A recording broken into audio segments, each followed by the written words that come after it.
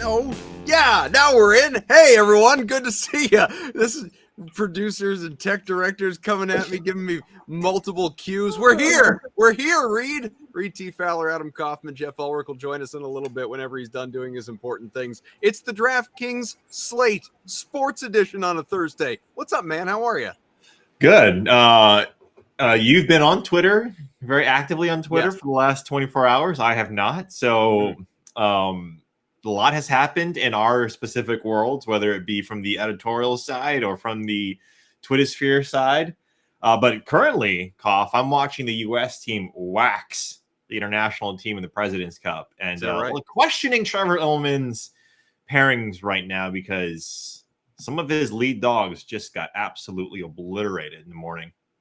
Well, look, and if you're going to go right ahead and bring that up, why don't we just start there? We might have otherwise started NFL, but you want to go near and dear to your heart with PGA, let's do it. Let's welcome in the DraftKings Sportsbook with us as well. Show the people the odds, the betting numbers, everything they need to know. What has stood out to you today? Yeah, I mean, nothing's really stood out. I still love Tom Kim. He and KH Lee are making it interesting against Morikawa and Cameron Young. And it's like, you look at that'll be a grouping too that you'll probably see in a lot of Ryder Cup and President's Cups, and Morikawa and Cam Young. You have that type of distance from Young and that accuracy with your irons from Morikawa. It's basically DJ Redux with Colin Morikawa right now. So, but that's why I liked a guy like Tom Kim is that he doesn't have the scar tissue from these past, shellackings that the international team has experienced in the President's Cup. And so their match is still fairly close. I think they're one down, Kim and KH Lee, to Morikawa and Young with 2 to play. So it's really exciting. But yeah, you take a look at how these guys have played. The U.S. team, they're just so strong. Even when they lose a couple of holes back to back, they just come right back and they win a couple. So it's the confidence, it's the hubris, it's the swagger, whatever you want to call it. It's firmly with the U.S. team. And I personally, hindsight's always 2020. Sure. But I would have tried to come out early with we have nothing to lose. Let's go out with some young guys to try and topple the Goliaths that are Xander Schauffele and Patrick Cantlay and Forsum. So, but again, if it worked out, because Hideki and Scott got absolutely beat down 6-5, it wasn't even close. I think it could be different, but yeah, this is going to be an uphill battle for the international team. And betting it was a little tough because of this. This was something that we thought was going to happen, and that's why it was minus 700 favorites to the U.S. team. The way to bet it was what Sobel was talking about earlier in the week was parlay the U.S. team with a bet on, an NFL Sunday or Monday or whatever you want, props or college football, to lower both of those. If you took money line on a favorite and you take the favorites to win the U.S. side, then you could have got that number much lower, or potentially a plus number if you went with a dog on Sunday. So it's going to be a lot of fun. Look, I think the international team, yes, they got really hurt by a lot of these top players from Australia, from these other places going over to live golf, but they got a lot of good young players, especially from South Korea. What they need to do, Koff, what these guys absolutely need to do, is they need to make this event co-ed. They need to bring in the women, the LPGA, 100%, because when you look at the international side for the LPGA, it is strong.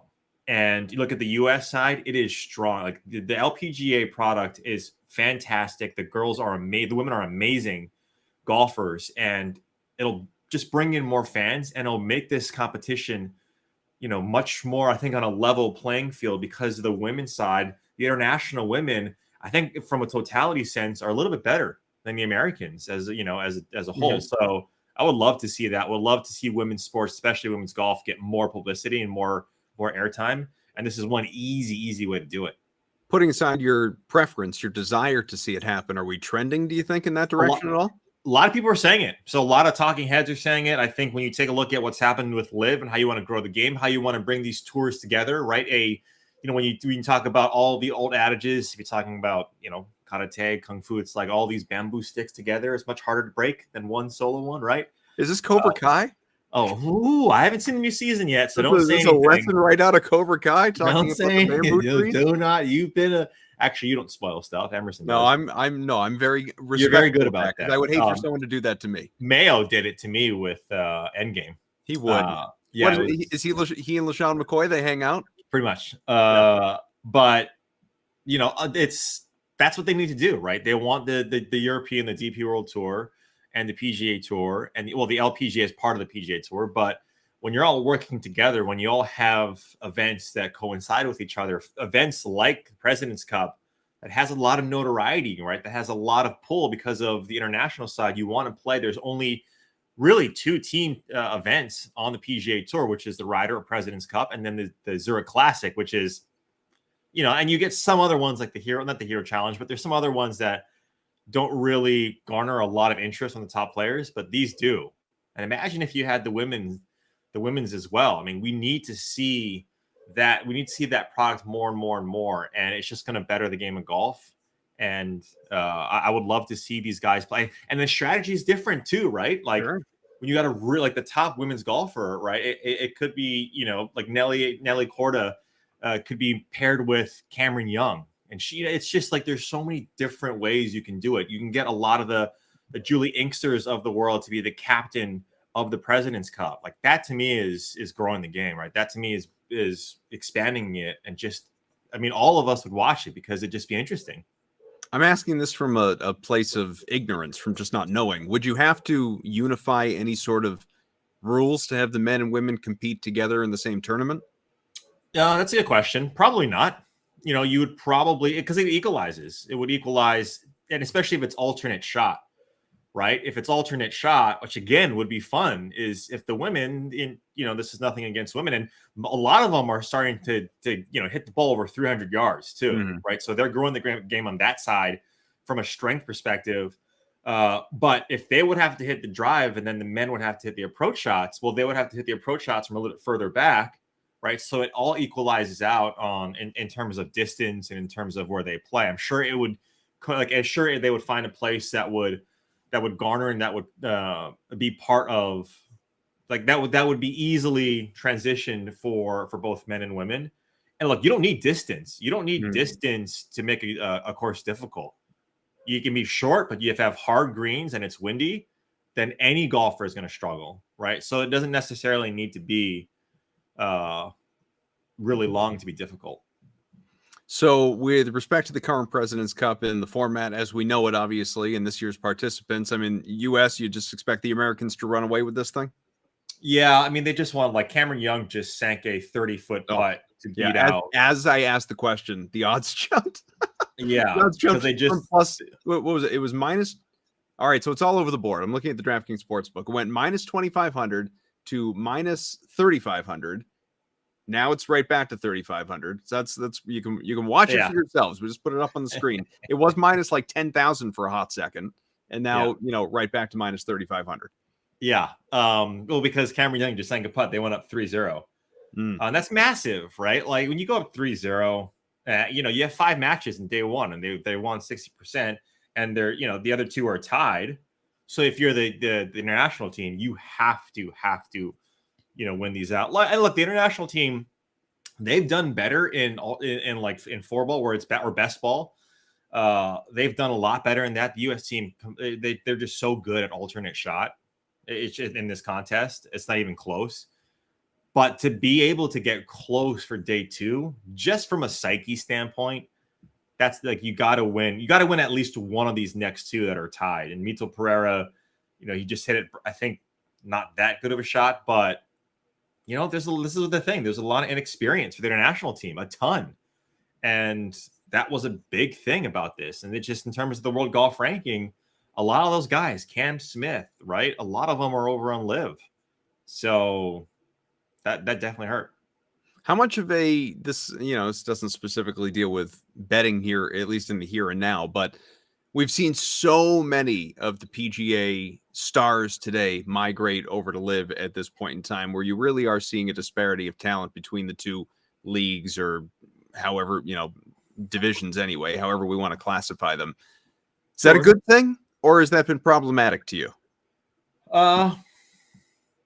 Well, it depends, right? From what lens you're looking at it from. It's beneficial to a lot of from the lens of competition. Yeah, I think it hurts it a little bit. I think it's from a competition standpoint, you're not getting all the best players, or you're potentially not getting all the best players in the events like the majors. If they can't get sanctioned to OWGR points, then they're gonna lose their rankings. And if that's the case, then as we progress, then they're not going to be in the majors anymore. Mm-hmm. So that definitely hurts it. Having said that, what it's allowing the PGA Tour, or for us as fans in the PGA Tour, is it's allowing them to evolve the product, which is give the guys more money. Think about these other types of events. Bring in, different partners, whether it be us, whether it be, how do you gamify certain tournaments that aren't getting a lot of love? Because if you take a look at last week when Liv was in Chicago, I believe, and then we also had, I can't remember the name of the tournament. That was last week. It's already a blur to me. It was Max Homa. It was the Fortinet. You have that tournament, and then you have other sanctioned tournaments like the LPG. You're spreading across, right? You have all of these players spread across all these different tours, and there's no way to consume all of that if you're a fan. When it's like that, then you kind of just don't watch, right? You don't, because you don't know where to go or what's interesting or what's not. So that cannibalizes it a little bit. But having said that, competition is always good, right? It's always going to make the product, the best product, win. And Live right now, they are begging the OWGR to give them points. And I don't know. I don't know if that's going to be the case. So we'll see what happens. I know Jeff's going to be jumping in soon. You're going to be leaving. So in the interest of time, maybe we'll have you guys overlap a little bit. You don't hate each other or anything.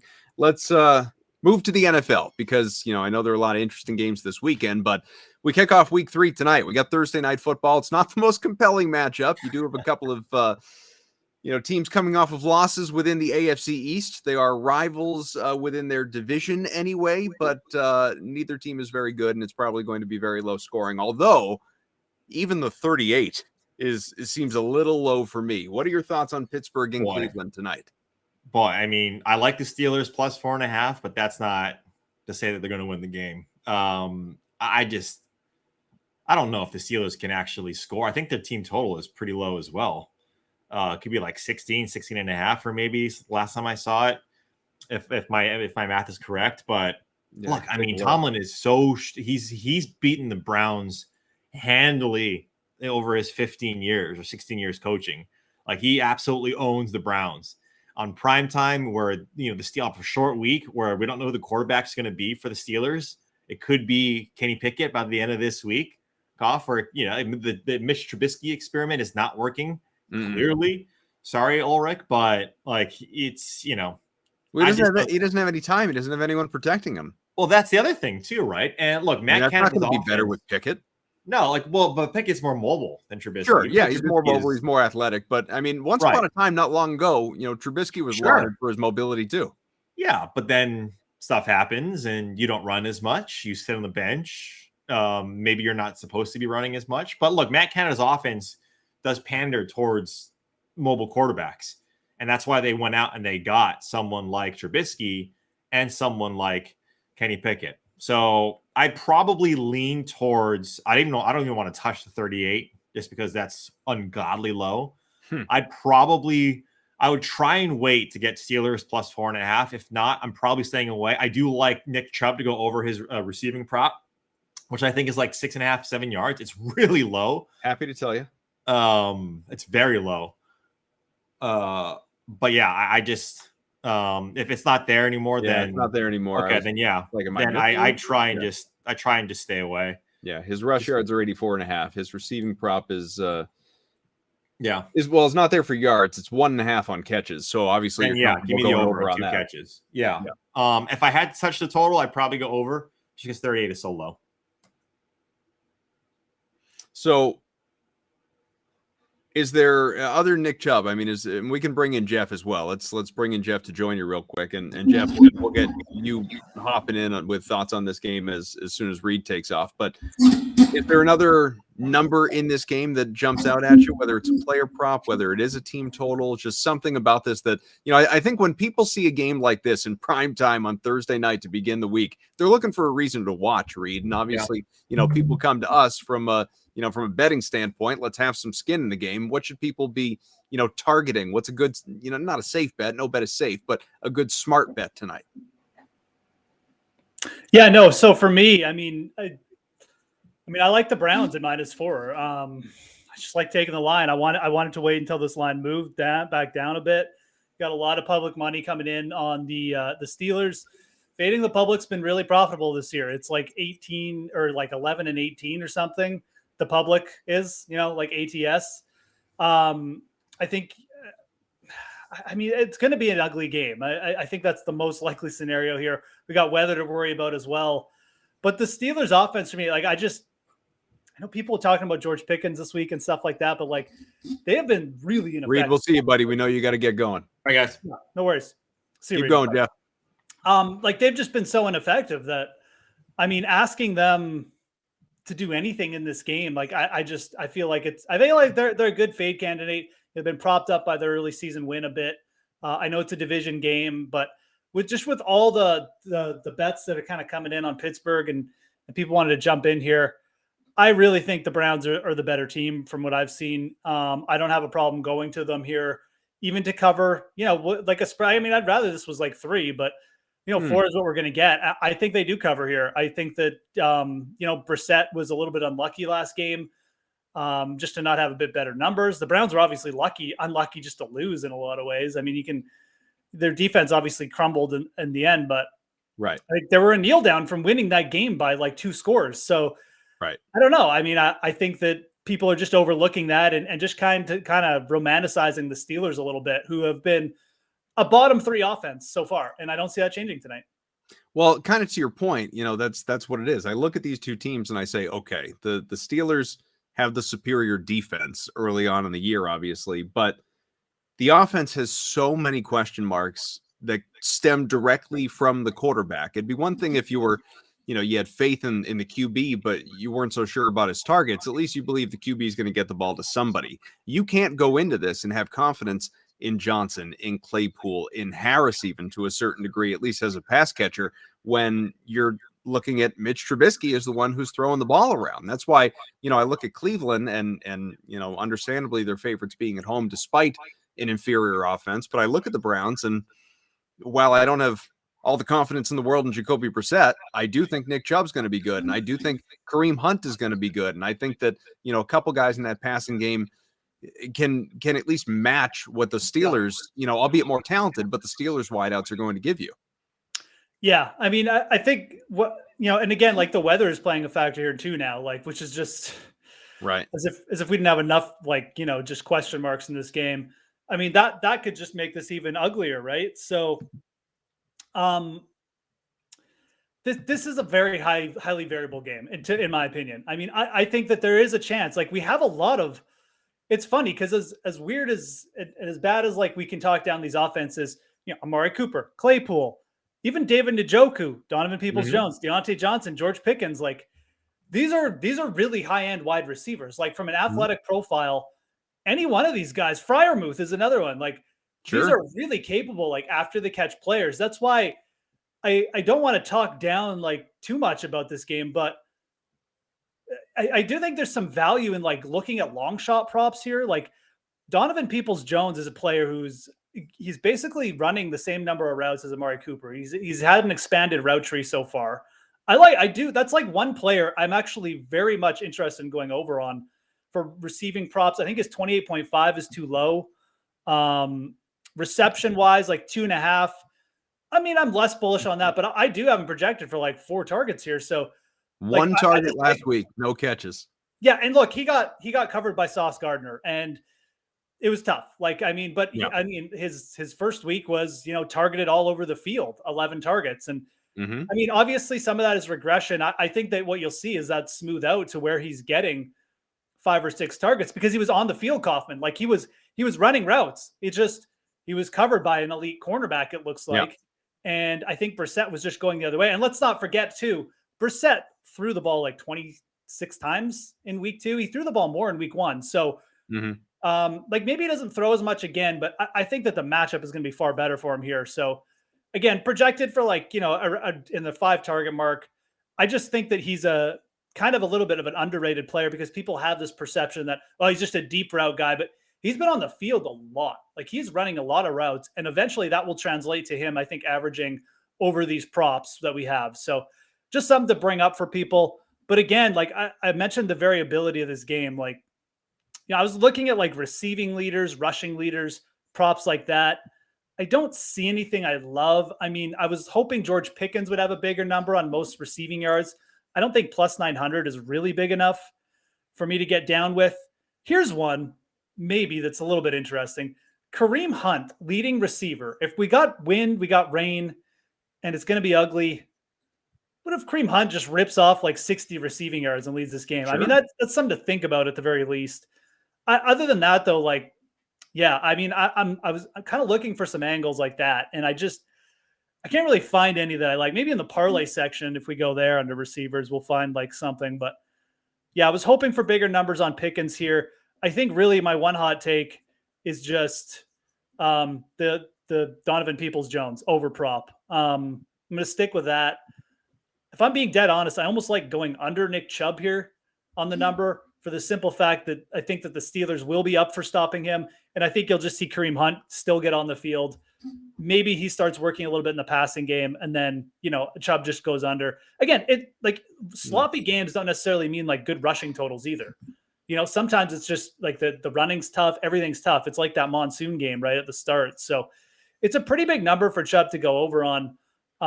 But I think that the more unders you can get on in this game, probably the more profitable you're going to be on props and totals and stuff like that.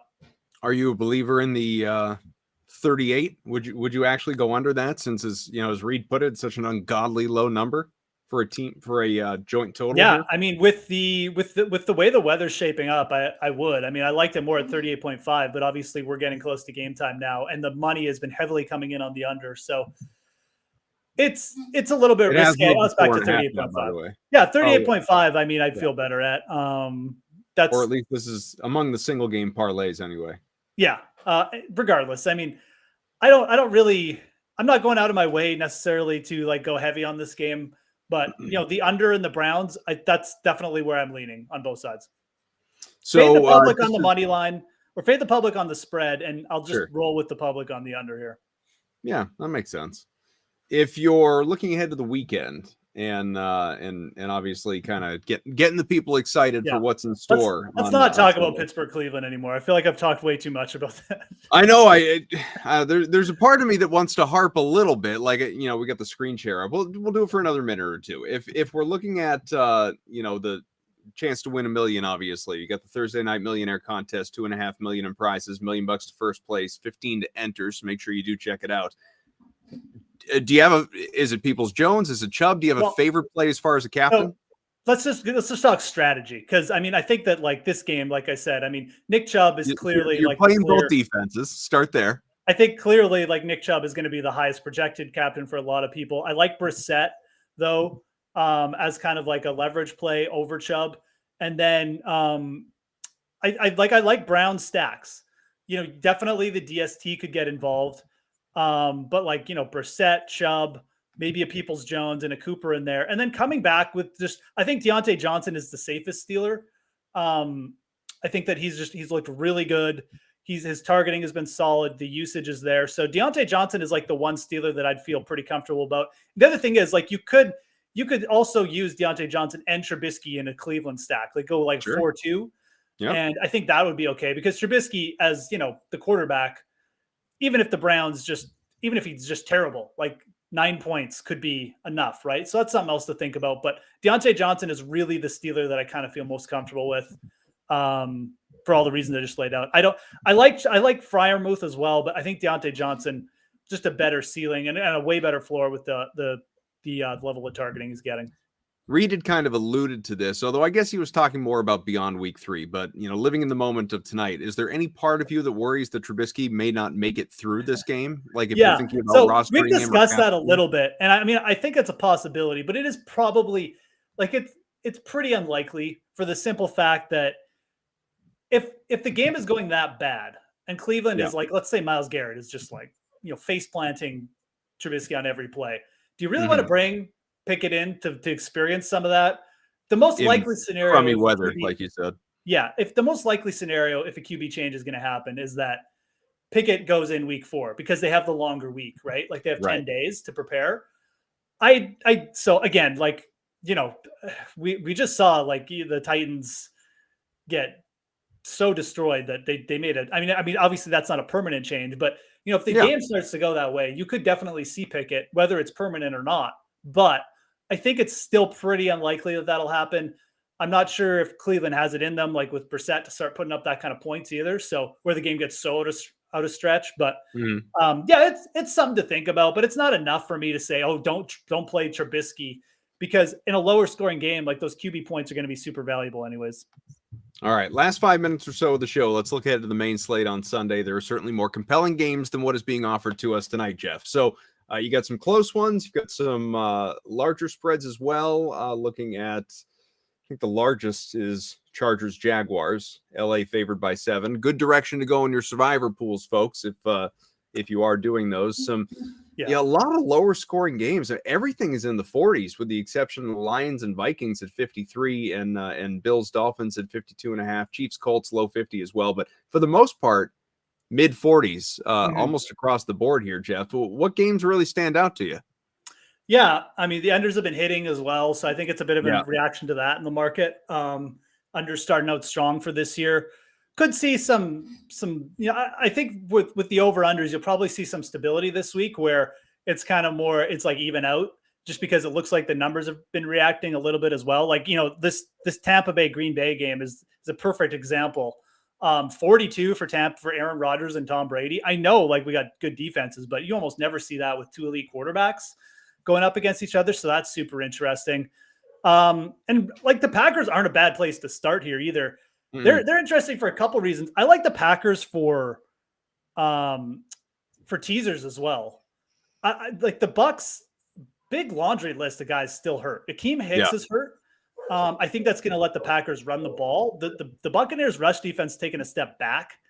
That just plays into the hands of AJ Dillon. Like I think you're going to see lots of AJ Dillon in this matchup. I think if you can bump the Packers up to that 7.5 number or even go 8, great. I think they're a great teaser bet. They looked competent last week. They don't have the injury problems the Buccaneers do. Every week that goes on, the receivers are going to get more confidence. They got Lazard back. Right.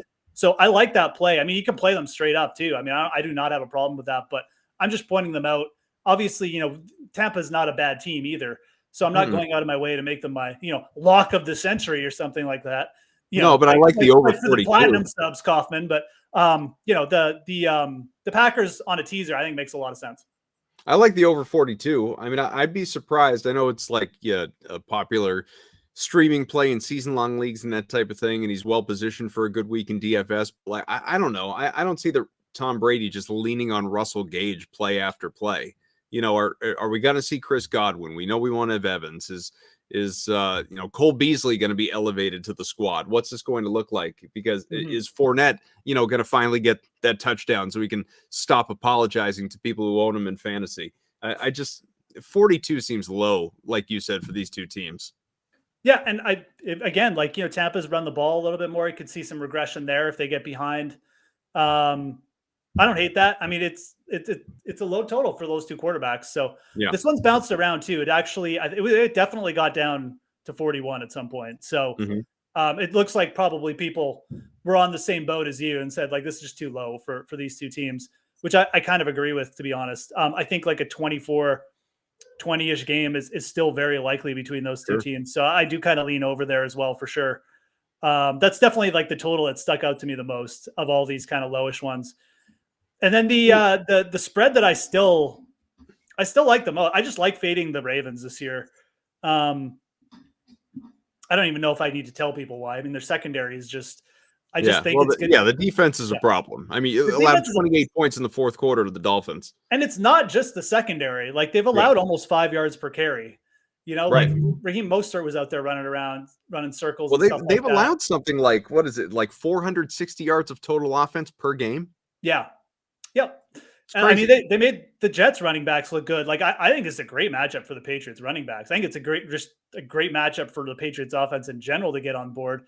But it's probably going to be a good matchup for a lot of teams, going forward. But I think the Patriots are going to be able to establish the run, so to speak, get those guys going early, and then Jacoby Myers. I know he's questionable, but I don't think it's a big deal. Yeah, he'll play.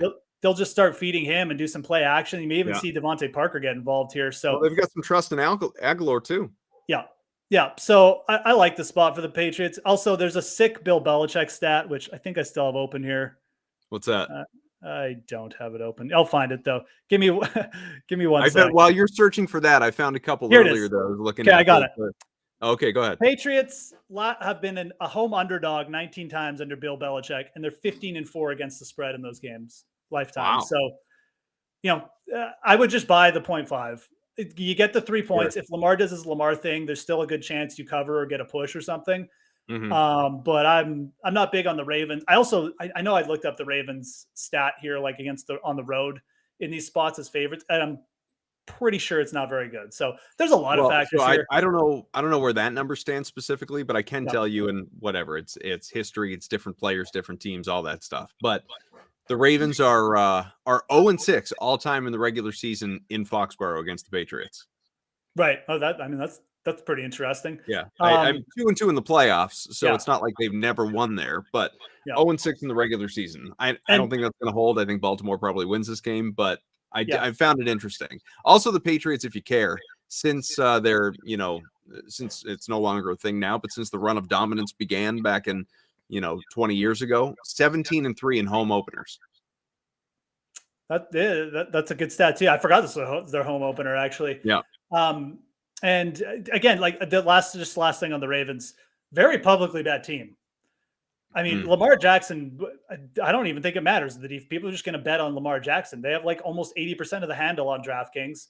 Right. And I just mentioned, fading the public has been extremely profitable at this point in the season. So a lot of different factors here. I like the way the Patriots closed out the game against the Steelers too. I know it wasn't like the smoothest performance up until then, but their running backs, both of them really got going late in the game. Mm-hmm. Basically just salted the game away where their defense didn't have to do anything. I think there's a lot of scenarios where that just works out. So give me the Patriots here. I don't even really hate it money line, but we'll take the 3 points. Who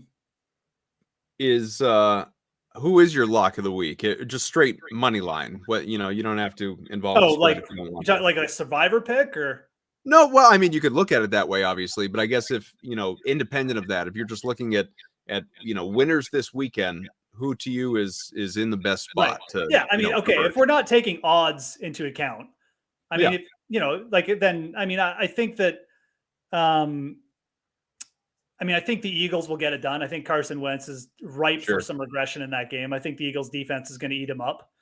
So I think they'll get it done. It's a little bit of a short layoff. You worry about that, but probably Chiefs and Indy too. Yeah. Chiefs and Indy. They just look bad. I know. I mean, although I don't know if Pittman comes back, which he's expected to, that can make a big difference. No, and I think the Chiefs eventually win that game. I do think that there's a lot of scenarios where the Colts cover. So that's the only reason why I didn't go to the Chiefs first. I'm not going to pick the upset there. I think that the Chiefs they'll get it done, but it may be closer than people think. I like the Vikings a lot. I actually like the Vikings to cover as well. I think it's just a clear bounce back spot. I think Justin Jefferson is just going to go absolutely crazy this week. If you're playing DFS, you need to start with Jefferson. The Detroit corners, they were down their top corner last week. Even with him, they cannot handle these top end receivers. You saw what AJ Brown did. Justin Jefferson is going to have a game this week. I'm telling you, man. Especially after getting embarrassed on national TV last week. Oh, it was awful. Yeah. So I actually like the Vikings. I would like to see that line get down to 5.5. But I'm pretty sure the Lions are another publicly bet team here. Just let me triple check that. No, actually the Vikings are. That's interesting. So, whatever. I don't care. I'm going with my Vikings call. I think they bounce back. And then I actually really don't hate the Chargers as a team who I think is going to win. That one's pretty simple. I think that here's an upset team. I think the Texans are fine to get on. Yeah, I mean, I can see it. I mean, I like the way largely Davis just Mills because I just don't believe in the Bears. well, I mean, that's part of the thing, right? Yeah, It's not like it's more I don't like yeah, Chicago than that I sure. do like Houston. I think that Houston, for they've done some silly things too. I mean, they should have really closed out week 1, but Mhm. they made the move to Damian Pierce last week. The Bears just overall on defense, I mean, I think they're just going to be incompetent pretty much everywhere. They got run over by RBs last week. Yeah. Their secondary is still really young. They don't have Brandon Cooks could go off, and I think Davis Mills is looking pretty competent, quite frankly, as a quarterback. I think he's got a lot of touch on his throws. I think that's going to help him here again, like against a weaker secondary. So yeah, I mean, I look at this line and like, again, it comes down to it. Maybe you don't have to be high on the Texans, but like, on what earth do you trust the Bears to cover 3 points? Like maybe they squeak out a victory here for us, but like, you want to take them to cover as well as win? Hell no. Like we don't want to do that. How we're supposed to be talking about Justin Fields Bears. This isn't the way it's supposed to be. No, it wasn't. And I don't even know if Justin Fields is good or if it's just he's just playing on such an incompetent team or what. But if they can't figure out how to get Mooney the ball, Derek Stingley Jr. is, by the way, like having a very, very nice start to his career. So I don't see this as a spot for Mooney to get off the mat. I just don't know what the Bears bring to the table. And I like the way Davis Mills has looked. And I think their offense can actually do something here against the Bears. So again, that Texans +3 is another spread I'm definitely looking at. And I think actually, this is a spot where I think you just play the money line, quite frankly. But yeah, +3 for sure. Yeah. Got a little bit of interest in the Cardinals. Probably not to pull off the upset. Again, 3.5, that's fine. Maybe we get to 4.5 or something by game time. I don't know. And Atlanta and I'm going to go on the Seahawks here. Atlanta and Seattle. I think this game might be a sneaky. I'm not going to call it a shootout, but I kind of lean the over here. I think that Atlanta will get Kyle Pitts going. I think Mariota will actually have a decent game, but Atlanta's corners can't stop anything. And I think that Tyler Lockett and Geno Smith will win out here. So I do like the Seahawks at home. I just don't think Atlanta is very competent at all. And I think their defense is just going to be bad all year, especially in the pass game. So they also bring no pressure. Again, like just no pressure. So you're gonna have just Geno Smith back there. Geno Smith looked competent in the one half that he wasn't under duress and Denver was asleep. He looked very competent. I think he'll be competent against a bad pass rush and a bad secondary here. So give me the Seahawks as well. We have to get going in a minute, but I am really interested actually in that Sunday night game. With obviously Broncos have not looked great to start. Now the Niners are officially Garoppolo's team again. They're going to come in with sort of a renewed swagger there, I think, coming off the win. What do you expect in that game? It's an interesting one, but like Denver has looked better. Denver is better than they've looked. Like Russell Wilson had a million dropped passes by his receivers. I'm very interested if Jerry Jeudy is going to be active. If Jerry Jeudy is active, I will probably lean Broncos here. But I think these are both two good teams, like very good teams. I think the Broncos are a lot better than they've looked so far. It's just, is this the spot where it's going to come together? I without Jeudy, I don't know if there's going to be enough for the Broncos on offense to get it done. But I mean, again, you're playing Jimmy Garoppolo. Like it could very well go the same way for the 49ers. Two good defensive units, I think. A little bit worried about the Broncos offensive line and their having no Jeudy. So I don't know. I don't have a hard lean here. Like I think that you can, this is kind of a coin flip. You're getting points with Denver, which I guess you just take it, but it's not really a key number or anything either. I think early in the season, you kind of got to go with the 49ers. I think I've just like talked myself in circles here, but yeah, I would go Niners. I think without Jeudy, without knowing anything about Jeudy right now, I kind of got to lead Niners here. I hate going against Russ, but I think that the Broncos will be a good team. I think they are a good team. I just don't think they're going to be like really good until they get all this stuff figured out. And if people keep getting injured, maybe that doesn't even fulfill this year. Plus, listen, we got to get the Niners to 14 wins, no matter who the quarterback is, just to make you feel good at the end of the year. It does. I don't know. I mean, it's definitely like, to me, I think that's a game where maybe I'll have a harder take come Sunday night. Sure. But it's one of the most intriguing ones where I'm kind of settled on pretty much everything else here this week, but I don't really have a hard take on that game because maybe it's just my Russ bias factoring in that I just can't see the light of day. I might just lay off that. I don't know. All right, time for us to go. Jeff's going to go back to, I don't know, either prepping for Thursday Night Football or following the President's Cup or just taking a total break and watching She-Hulk. Anything is on the table for this guy. We want to thank Eamon and we want to thank T-Pike. Reed T joined us earlier. Moose, I'm Koff. We appreciate you hanging with us. Remember, the sweat comes your way again tomorrow, 11 a.m. Eastern. Full preview, looking ahead to the weekend, a reaction, obviously, to whatever it is that happens tonight. Hopefully, some points in the bad weather. And then, obviously, the slate once again tomorrow to really set you up for the weekend. Make sure you tune in for the guys for that one. Jeff, always a pleasure, pal. Yeah, no, thanks a lot, guys. Have a great Thursday night. And, tune into all these programs tomorrow so we can keep doing this. Yeah, like he said. Bye.